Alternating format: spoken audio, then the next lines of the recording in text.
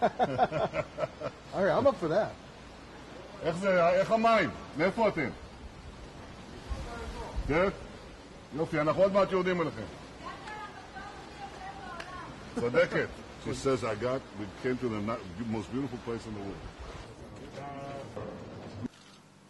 Benjamin Netanyahou est connu comme le premier ministre de l'État d'Israël.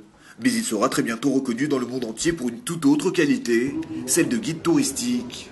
Il est actuellement à l'honneur du Royal Tour, une émission du journaliste américain Peter Greenberg, dans laquelle un chef d'État fait découvrir son pays à des centaines de millions de téléspectateurs. Benjamin Netanyahou a donc accepté de se prêter au jeu. Il apparaîtra prochainement à la télévision en train de visiter la vieille ville de Jérusalem, Masada, le Ternion de Haïfa ou encore Tel Aviv by Night.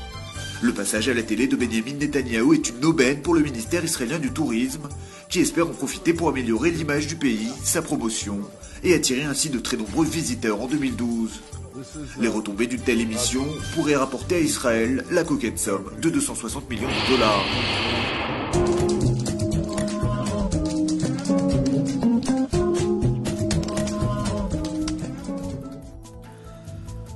De Rome avec amour, la nouvelle comédie romantique de Woody Allen ouvrira le 29e Festival du film de Jérusalem, qui démarre le 5 juillet prochain.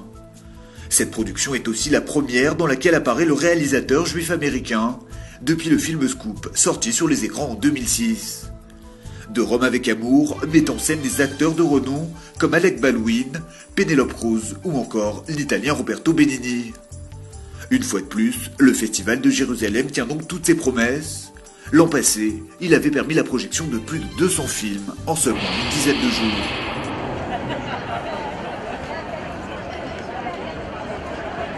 David Arquette vient de devenir majeur à 41 ans. L'acteur américain de passage en Israël pour filmer une émission sur les voyages a eu droit à une bar mitzvah improvisée sur la terre de ses ancêtres.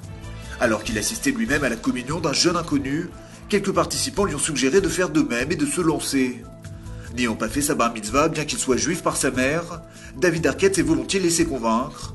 Accompagné de deux hommes lui tenant la main, habillés de blanc et une kippa sur la tête, l'ex-époux de Courtney Cox a porté les rouleaux de la Torah, avant de prononcer quelques prières en hébreu phonétique. L'acteur a semblé ravi par ce moment de reconnexion avec ses origines, qui s'est déroulé devant le mur des Lamentations à Jérusalem.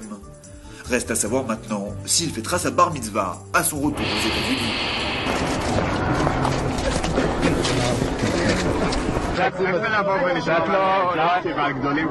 Que devient Gilad Shalit?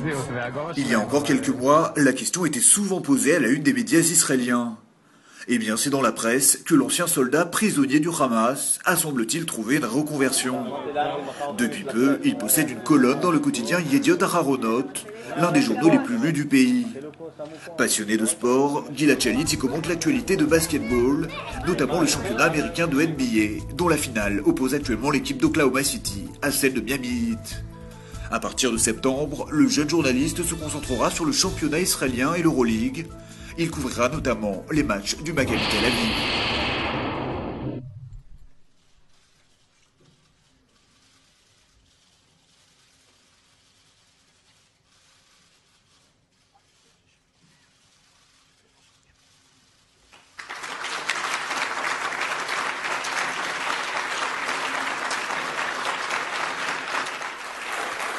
Barack Obama a remis mercredi la prestigieuse médaille de la liberté à son homologue israélien Shimon Peres. S'adressant à son hôte, le président américain a loué son esprit indomptable, incarnation, dit-il, de l'essence même d'Israël. La cérémonie s'est déroulée devant plus de 140 convives au terme d'un dîner de gala à Washington. Visiblement très ému par sa récompense, Shimon Peres a vanté l'alliance israélo-américaine, dont il affirme que Barack Obama est aujourd'hui l'un des artisans, grâce au soutien indéfectible qu'il a apporté à la sécurité d'Israël pendant son mandat. Lors de son discours, le chef de l'État hébreu a déclaré que la paix au Proche-Orient n'était qu'une question de temps et qu'elle était bien plus proche qu'on ne le pensait.